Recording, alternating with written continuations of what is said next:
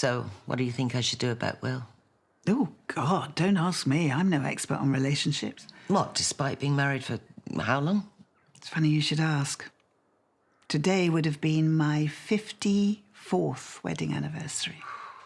Wow. Well, happy anniversary. We were more like best friends than husband and wife, but we muddled along pretty well. And has there been anyone else since he died? Not really, no. No one at all? Do you know what? I could murder a cup of tea. That brandy's gone straight to my head. No, don't get up. I'll make it. All I can do is... What is it? What's that, dear? The reason you're so quick to change the subject. If I was insensitive, I apologise. I didn't mean to put you on the spot. It's difficult. Ooh, not handling this very well, am I? Well, just so as you know, whatever we say within these walls will go no further. I moved here for 3 reasons.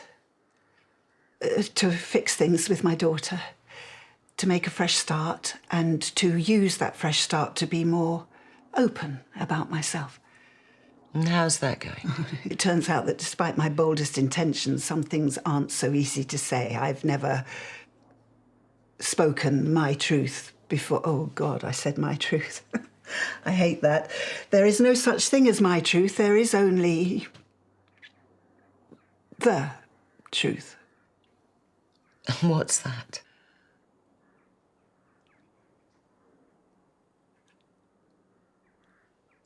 I'm gay.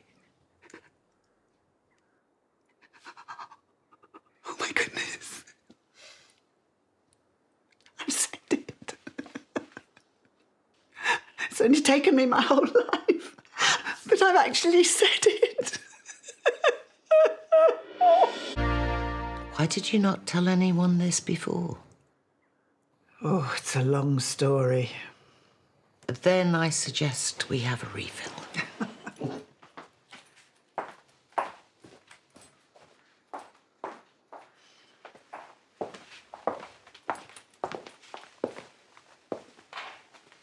My mother raised me on a diet of rice pudding, God, and guilt trips. There was only one way to live a life, and anything else would not be tolerated. Sounds remarkably like my mother. Back then, there was no representation, nobody to say, hey, what you're going through is perfectly normal. You're not a freak. You're not evil. You're not on your own. I imagine that must have been pretty scary. It was. So I took that part of me, put it in a box, buried it deep in the back of my mind.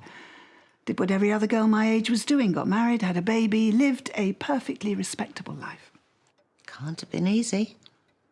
You bury something deep enough, it becomes the norm. Never quite went away, though. This little neglected part of me that I kept hidden from the world. Until now. When Barry died, I suddenly had all this time on my hands to think about who I really was, what I wanted to do with the rest of my life. Was there any point in coming out now? But then I met the woman who would change my life. Forever. What was her name? Louise Eleanor Harrison. The wittiest, kindest, best person I have ever met. We were inseparable, even a bit of a double act. Then one day, after years of the most extraordinary friendship, I realised that I was completely in love with her. Did you tell her? Oh, I wanted to. But I was worried I would scare her off. I dithered for months. And I still felt this ridiculous ridiculous guilt. I knew what we had was real and that she felt the same. We were just too afraid to say it. So I decided to bite the bullet and tell her. By then, we were well into lockdown, and it wasn't the sort of conversation you could have on the phone or through a window. And then she fell ill and was taken into hospital, and I never saw her again. She died alone on a COVID ward. She never knew how much she was loved. I am so, so sorry. I never even got the chance to say goodbye. Well, Louise sounded like a remarkable woman. Oh, she was. And I should be telling the world about her and how wonderful she was, but instead I've hidden my love like a guilty little secret, like it's something to be ashamed of.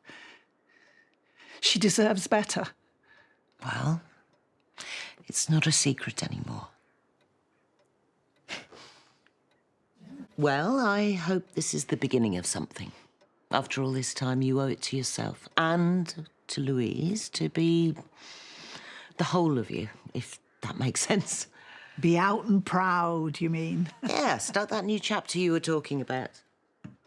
Page 1, tell Rona. How do you think she'll take it? Oh, goodness knows.